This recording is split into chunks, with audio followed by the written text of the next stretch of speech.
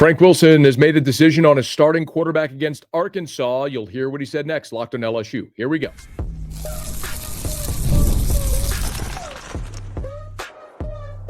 You are Locked On LSU, your daily podcast on the LSU Tigers. Part of the Locked On Podcast Network, your team every day. Okay, let's get it. It is Locked on LSU, your team every day. I'm your host, Matt Moscona. Thanks so much for making us your first listen. We're free, available wherever you get podcasts. Of course, on YouTube as well, so please subscribe. And as always, one of the fastest ways to help us grow is by leaving your comments below. So thank you for that. And thank you for making the Locked On Podcast Network the #1 sports podcast network in the world. What a humbling exercise it is to be a part of this. So LSU loses to Alabama 20-9. Frank Wilson on Monday met with reporters, and he was asked, first question out the chute, okay, who's going to be your starting quarterback? For the quarterback position, I thought both of them did some good things. I thought both of those guys did things that need to be improved upon. I thought Garrett at times was spectacular. He started off red hot. He did some really good things for us. I felt at the back end we needed a spark and something to get us going and add another dimension to our game. I thought Michael stepped in and gave those things to us as a football team. As of now, nothing has drastically changed in how we have flowed. Outside of the fact, like last week, I'll say to you, we're going to use everything that we have, and both of those guys will play in this game moving forward. Okay, so nothing has dramatically changed, and both of those guys will play moving forward. I want to come back to a few things that Frank said, but I was in the press conference. I did ask a follow-up. So I said, the way I asked it was, okay, well, how are you going to handle the reps in practice this week? Because last week, Frank was there was no ambiguity. He said, Garrett is our starter, but anybody that can help us, will use him when asked about Van Buren. He was asked that in every press conference. So I asked the follow-up, say, okay, well, if both are going to play, how are you going to handle first-team reps this week? Will Garrett get the ball? Will they split them? This is what Frank said. I thought Garrett did well enough at times to still be in position to be the starter as we start and embark upon this weekend. So when we go to corrections today and practice tomorrow, he'll be the first guy that goes in. Okay, so no uncertainty there. Both will play against Arkansas. Garrett Nussmeier is still the starter, and he'll take the first reps in practice. But again, both will play. Well, now you have officially embarked on a two-quarterback system.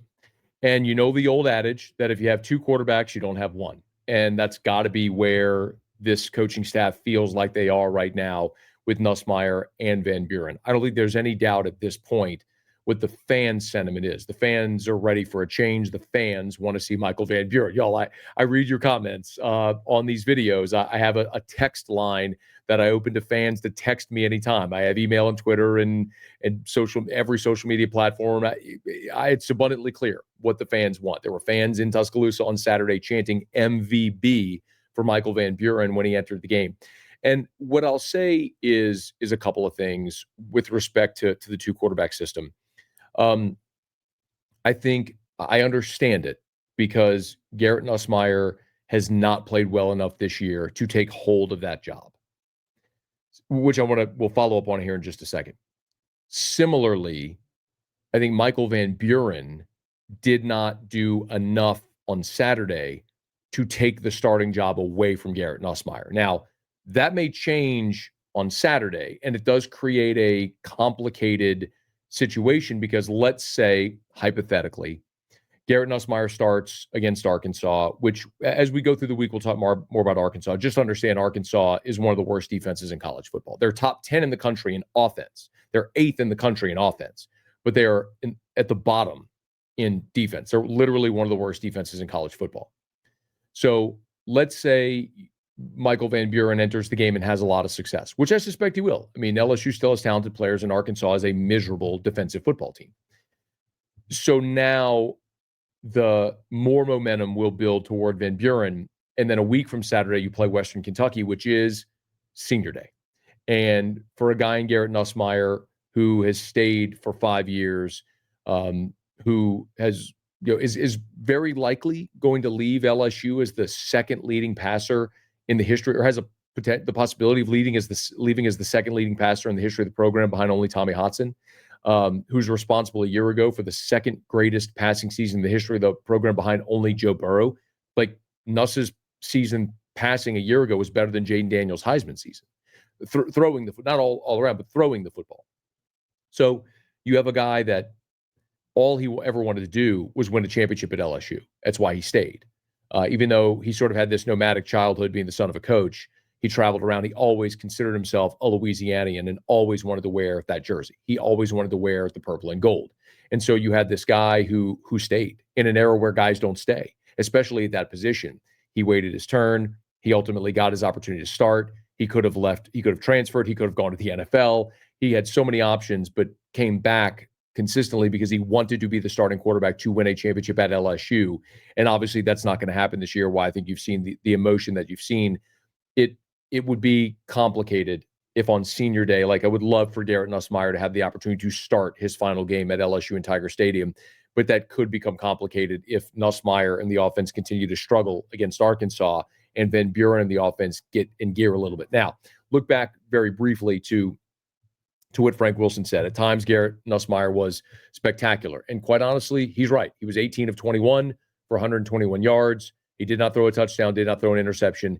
His QBR was a 79.5. His rating was over a 134. He was efficient in all those respects. He protected the football, but also there were undeniable shortcomings. When you look at the last possession that Garrett had, which was the first possession of the third quarter, he's moving you right down the field.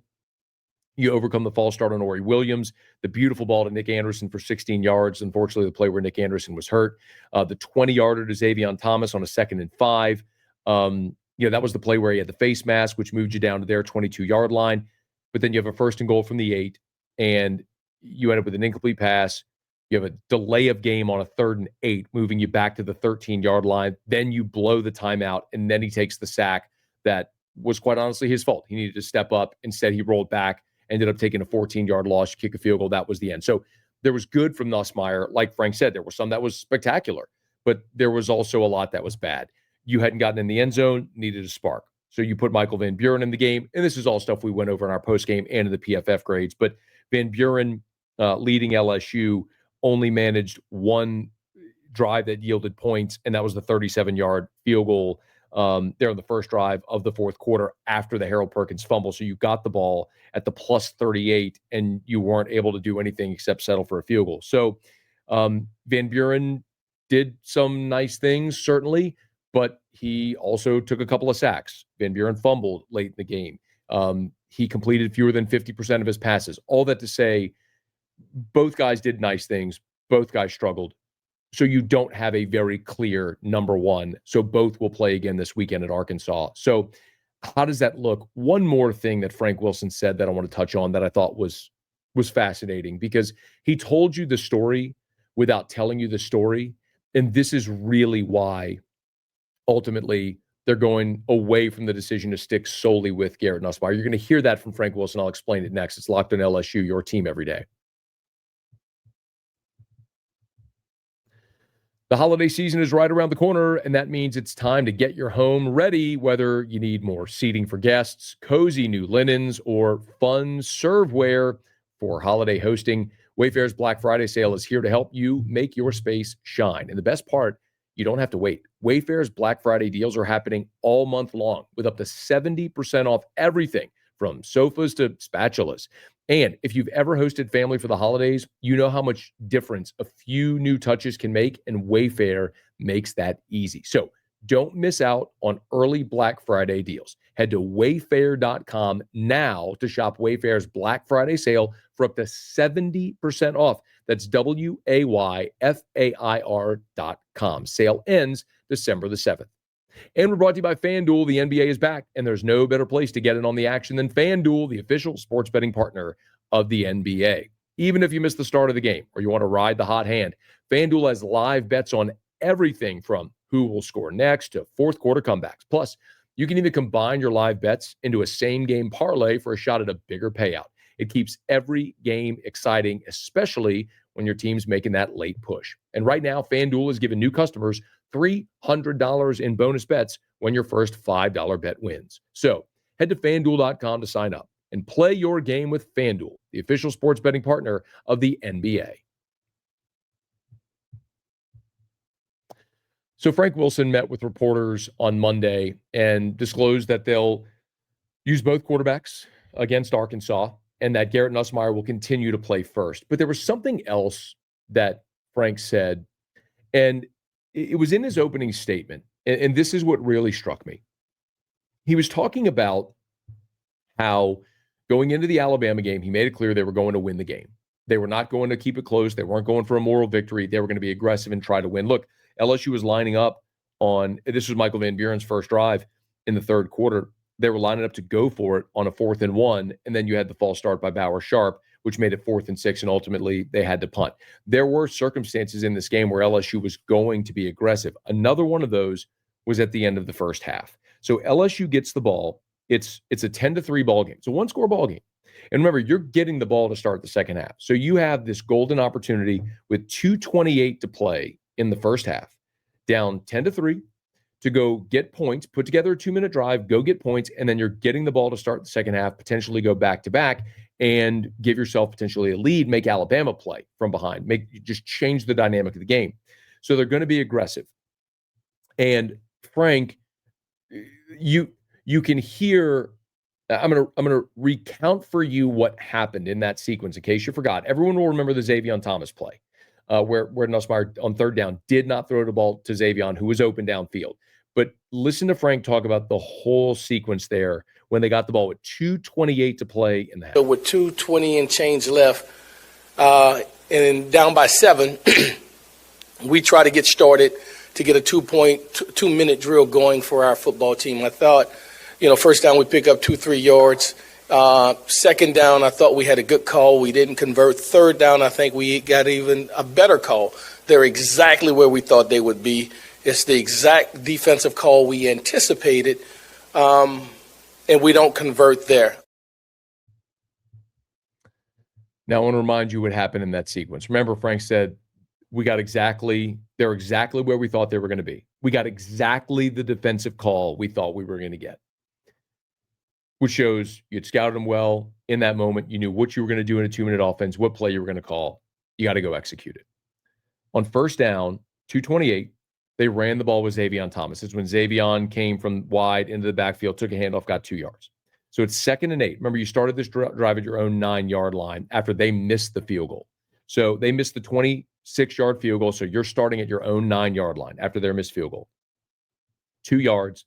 So now it's 2nd and 8. And the play was a completed pass to Caden Durham for -3. Now, that's one of those where if you're watching the TV copy, you're not going to see it. But if you go watch the All-22, what happened on that play is Trades Green was open downfield. They got exactly the look they thought they were going to get, and Trades was open. And Garrett Nussmeier didn't pull the trigger. And ultimately, in the face of the rush, he dropped back farther, and then dumped it to Caden Durham for a loss of 3 when they had the play downfield to Trades Green. Later in the press conference, Frank Wilson also talked about Trades, how there was a time where he was open, they didn't throw it to him. There was another time where they threw it to him, he wasn't able to make the catch, which was the drop at the end of the football game. But that was the 2nd down play. They had the call, and Nussmeier didn't throw it. And then the 3rd down play is when he said, we got an even better look. And that's what he was talking about with Xavier Thomas. And instead of hitting your back foot and driving the ball to Xavier, Nuss continued to retreat further, ultimately threw an incomplete pass, and you end up punting. They get the ball with 56 seconds. So it's easy today to blame Frank Wilson and say, man, you should have run the ball, run up the clock. But he said it. We're going there to win. And you had a 3rd and 8 at that situation, or 3rd and 11, after the loss of 3. You're going to make a play. Now, maybe 3rd and 11, you could say that's not a high conversion percentage. But in that situation, if you're Garrett Nussmeier, remember, Alabama has no timeouts. So you're better off there taking a sack. You're literally better off taking a sack than throwing an incomplete pass. You're better off taking a sack and letting that clock run and then punting it, and then they're not going to have any time because they ended up getting the ball with 56 seconds. You could have run 40 seconds off the clock. I mean, they would have had the ball with right around 20 seconds had you taken a sack or just run the ball, got what you can. So those are the types of things where when Frank says some of the stuff Garrett did was spectacular, he's right. I mean, there were times he stepped into the football and drove the football, the throw to Nick Anderson, the rollouts, the boots in the first quarter when he was rolling right, completed some really nice passes. That looked like Garrett Nussmeier. I mean, a 3rd and 8 on LSU's first drive, he completed a pass for 9 yards. There was I mentioned the play to Nick Anderson, the 20-yarder to Xavier Thomas. There were plays where you looked and were like, that looks like Garrett Nussmeier. But the flip side of it is there were also plays there to be made that he didn't make. And that's where you look and you say, he's not hurting you, right? He didn't make the critical error, the turnover, but these are times where you need him to elevate you. These are things Garrett Nussmeier did a season ago that he has not been able to do so far this year. Why? You're going to continue to see 2 quarterbacks. So 2 more games at home for LSU. And I suspect we'll probably see just as much, if not more, of Michael Van Buren on Saturday against Arkansas as we did this past week. It'll be fascinating to see, though, how the dynamic of the game may play, because it is really hard to try to time your jump with when to pull a quarterback, when to go to a backup. Do you alternate series? Then how does anyone ever get into a rhythm or a flow? I'll remind you, Garrett Nussmeier's first extended action of his career was in his freshman year in 2021 in a home game against Arkansas, where he replaced Max Johnson after 1 series, and LSU ended up losing a low-scoring game in overtime to a really bad Arkansas team. And that's what can happen when you're not settled at the most important position on the field, and LSU clearly is not settled at that position. So this might have to be a game where LSU's defense, struggle as it might have against rushing quarterbacks, is going to have to play really well to give LSU an opportunity to go out there and win Saturday in Tiger Stadium against Arkansas. Of course, we'll be counting you down to it all week right here on Locked on LSU. Hey, thanks so much for making this your first listen. If you're on podcast, please subscribe on your favorite podcast app. Rate us, leave a review. If you're on YouTube, smash that like button, subscribe to the channel, hit the bell so you're notified whenever we post a new video. Remember, we're on the Gulf Coast Sports and Entertainment Network every Monday through Friday as well. And thank you for making the Locked On Podcast Network the #1 sports podcast network in the world. It is Locked on LSU, your team every day.